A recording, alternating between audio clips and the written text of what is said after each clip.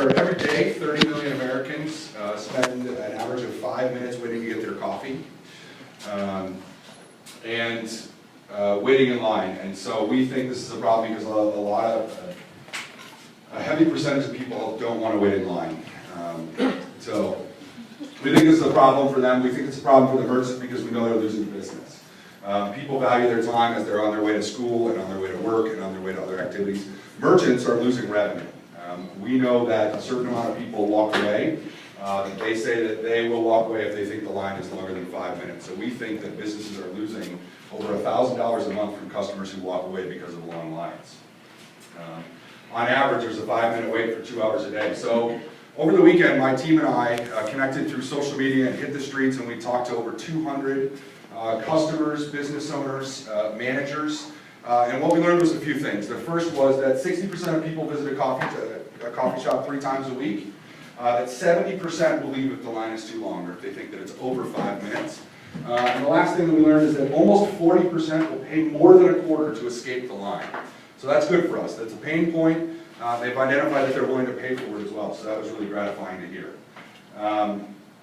So our solution to this is Waitscape, an app that allows you to pre-order your coffee as you're on your way to the coffee shop. After logging in, the user will be able to search and select for a coffee shop that they want, customize their drink so they can get it exactly how they want it, pay for it, and then tell the store exactly how long it's going to be when they get there. So they can time their order to make sure that it's there and it's hot and ready for them as they're doing it. For reordering, all you're going to have to do is open the app back up, hit the time slide if you want the same thing again, and hit order. So it's really easy to reorder. We'd like to talk about an automatic notification that hits you every morning and says, do you want your cup of coffee this morning? What time? So this is the merchant side. So on the merchant side, what we're going to do is we're going to give them an iPad. Can you go back one, please? What we're going to do is we're going to give them an iPad so that they can manage their customer orders, get their notifications, and they can put things in the queue at the appropriate time. So we're going to have your notifications be stored up in the cloud, and it'll push down to the shop. We'd like to do a geolocation in the future that will actually be able to make a real-time estimate of when you're walking in or when you're going to make it into the store. So you can go to the next one. So what we're going to do actually is we're going to generate revenue on both sides of this because we've already determined that customers are willing to pay a transaction fee for this. So we're going to charge them a quarter on every transaction. We're also going to give a monthly subscription to businesses to actually help us so that we can help them manage their system, as well as being able to sell featured listings so that their shop can end up at the top of the list. And we think this is great. So we heard really great things from businesses. And looking across the competitive field, what we know is that there are a number of companies that are doing home delivery. They're really well known. They actually do offer pickup, but nobody knows this. Their pickup is a very small percentage of their business.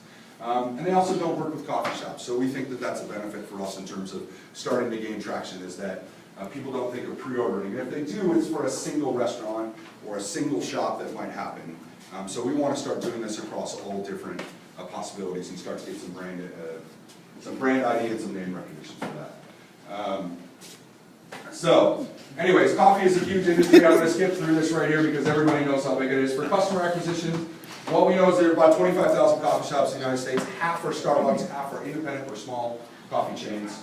So we're going to start with them. We think they have higher brand loyalty, higher customer loyalty, and we're going to get higher adoption.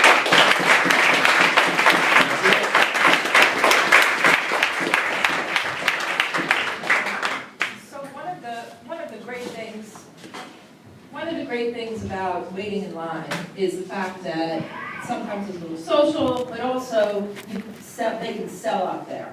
If I pre-order, I'm going to order exactly what I'm thinking at that moment.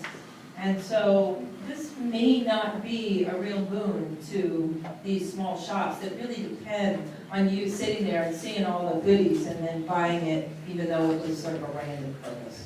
So what we've noticed is that there's actually a couple different kinds of coffee drinkers, and that is absolutely somebody who wants the experience, that wants to stand there, that they want you to browse around, but most people, especially in those working hours from 7 to 9 in the morning, are not doing that. What they're doing is they're coming in, they're walking in, they're grabbing their stuff, and they go. They're regular coffee drinkers, they drink almost the same coffee every day, they go to almost the same coffee shop every day, and they have a very high routine. What's the demographics on that, though? How many people? I mean, if you look at a what's the percentage of people that actually do that? So our customer discovery showed that about 60% of people went to the same coffee shop every day and ordered the same thing.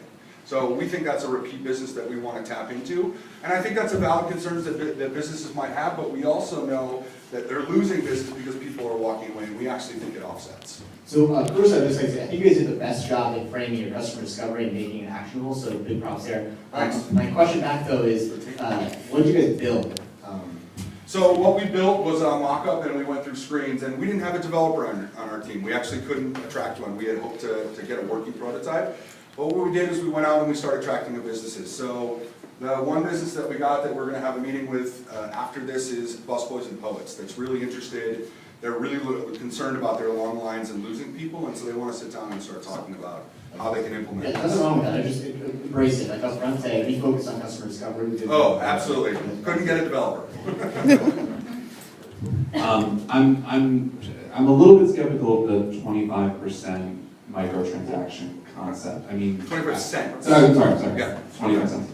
I understand people will answer that in an interview, and they understand that pain point. It's a different thing when it's actually in the wild and they're Sure. something. I would just be very open to that killing the business potentially, and even just from a competitive standpoint, if I Sure, could agree one. yeah, I think that's good. We That was had an actually- interesting, we asked multiple different questions about price levels and what they'd be willing to pay.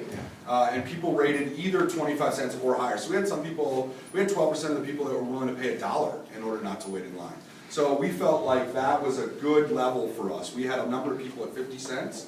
We felt like we had a good kind of critical mass right at the 25 cent that allowed us to feel comfortable with that. But we also implemented a subscription model because we don't want to rely upon that. Right, and that question was actually from the survey, not from face-to-face, so that took away the bias. And the week before even asking them about how much they would pay, we asked them, would you be willing to pay? And it was about 50-50 for people who were willing to pay.